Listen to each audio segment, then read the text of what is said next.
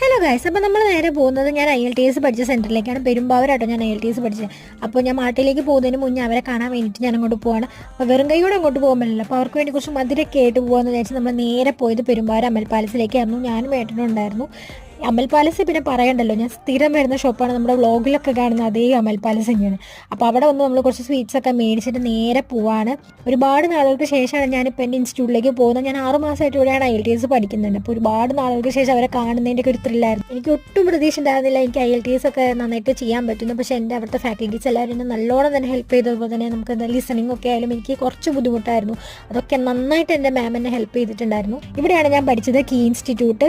അപ്പോൾ ഞാൻ അവിടെ എത്തി എൻ്റെ ഫ്രണ്ട്സിനെയും ഫാക്കൽറ്റീസിനെയൊക്കെ കണ്ടു. അവർക്ക് ഒരുപാട് സന്തോഷമായി പോവാണെന്ന് അറിഞ്ഞപ്പോൾ അങ്ങനെ അവരോട് ടാറ്റ ബൈ ബൈ പറഞ്ഞു. നമുക്ക് ബാക്കി ഷോപ്പിങ്ങും കാര്യങ്ങളൊക്കെ ഉണ്ടായിരുന്നു. അപ്പോൾ ഞാനും ഏട്ടനും പോയത് പെരുമ്പാവൂർ ക്രിസ്റ്റലിലേക്കാണ്. എനിക്ക് ഒരുപാട് സാധനങ്ങൾ ഇനി മേടിക്കാനുണ്ട്, ഒക്കെ തുടങ്ങുന്നേ ഉള്ളൂ. അപ്പം നമ്മുടെ ബാക്കി ഷോപ്പിങ്ങിലേക്ക് പോയി.